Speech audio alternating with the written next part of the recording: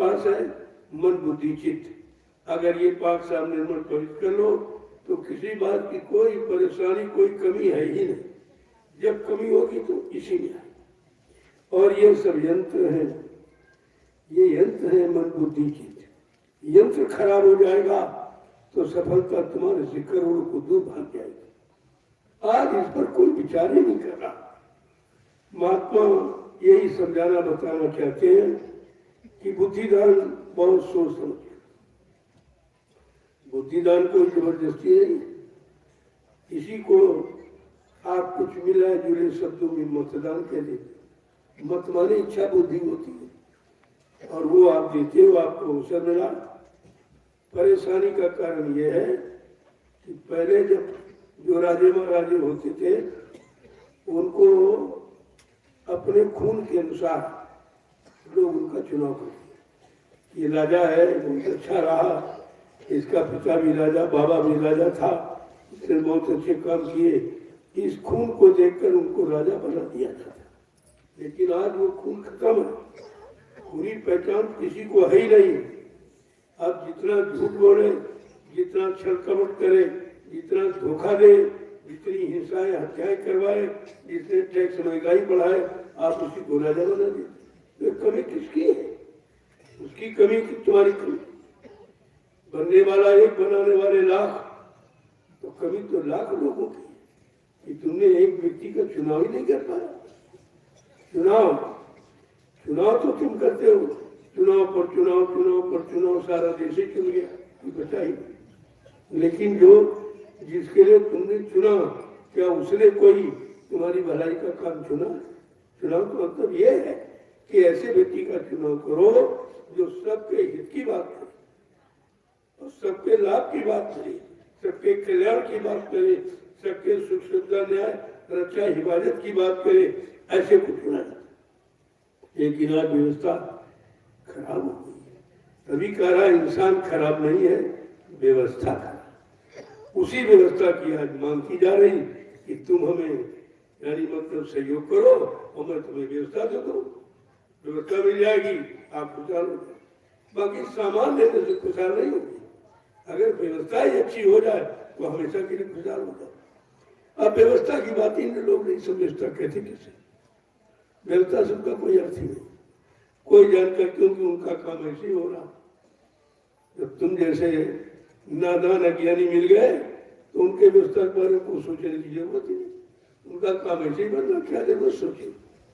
लेकिन जब जनता हमारी जानकार, जिसके पास में हर तरह की जानकारी उसको जनता है। अब तुम्हारे यहाँ जनता का तो जाने न ताने वो जनता तो कुछ नहीं जानती, उसको जनता मान लिया जाता। जो कुछ नहीं जानता उसको तो कभी किसी तरह मोड़ा जा सकता, किसी स्वार्थ में उसको बांधा जा सकता। यही कारण है कि आपने महात्माओं के वचनों को समझा नहीं, अपने मन बुद्धि चित्त में जगह नहीं दी है। बिगाड़ का कारण ये है, जब तक ये नहीं होगा तब तक कुछ नहीं। रोज चुनाव कराओ, रोज प्रधानमंत्री मुख्यमंत्री बदल डालो, लेकिन बदलाव इनके द्वारा नहीं होगा, बदलाव व्यवस्था के द्वारा। और व्यवस्था उनके पास है, वो तो अपनी व्यवस्था में जी रहे। हमारी कुर्सी है, हमारी बनी रहे, हमारा अधिकार बना रहे, हमारा पद बना रहे, हमारी गौरव गरिमा बने रहे।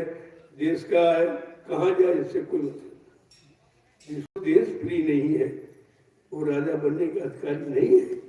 सिद्धांत तो ये कहता है जिसको देश प्रिय हो, समाज प्रिय हो, भारत अपनी जन्मभूमि पे प्रिय हो, वही इस देश के शासन को सुचारू रूप से चला सकता है, अन्यथा नहीं चलेगा। और आपने इन 70 वर्षों में ये किया, चुनाव तो आपने किया, लेकिन ऐसे व्यक्ति का चुनाव नहीं किया जिसने तुम्हारे हित का कोई काम चुना, तुम्हारे हित की कोई व्यवस्था चुनी। ऐसा तो हुआ ही नहीं। तो बिगाड़ तो आपने किया, क्योंकि अब आपका अधिकार आपके हाथ में। पहले राजा के बेटे को राजा बना दिया जाता, तब वो सारा दोष उसी पर जाता था। लेकिन आज ऐसा नहीं है, आज अधिकार तुम्हारे हाथ में। जहाँ तुम ऐसे मोहर मारते हो वही राजा पैदा हो जाता है। तो तुमको अधिकार मिला है, आपने अधिकार का प्रयोग नहीं किया है, इसलिए आप दर्द की ठोकरें खाते हो। अभी क्या, आगे और खाओ। जब तक ये व्यवस्था नहीं समझेगी तब तो कुछ होने वाला नहीं। कितने चुनाव, कितने प्रधानमंत्री, राष्ट्रपति बदल डालो, लेकिन परिवर्तन नहीं। विचारधारा में कोई परिवर्तन नहीं, कार्य में कोई परिवर्तन नहीं होगा, सुख शांति न्याय सुरक्षा रोजी रोटी में कोई परिवर्तन नहीं होगा। एक तरह का नहीं, हजारों किस्म की आपने दुख तकलीफें तैयार कर रखी है बिना जानकारी के। और नहीं करोगे तो और मारे जाओगे। अभी क्या, आपको समय आ गया, जो किया है, इनको सहयोग किया, सबके सामने वो समय आ रहा, और वो समय मजबूर कर देगा। उसी समय के लिए तो महापुरुष आवाज लगाते, अरे भाई वो समय बहुत खराब है, तुम बर्दाश्त भी नहीं कर पाओगे, इतना खराब है, कम से कम बचने की युक्ति सोच लो।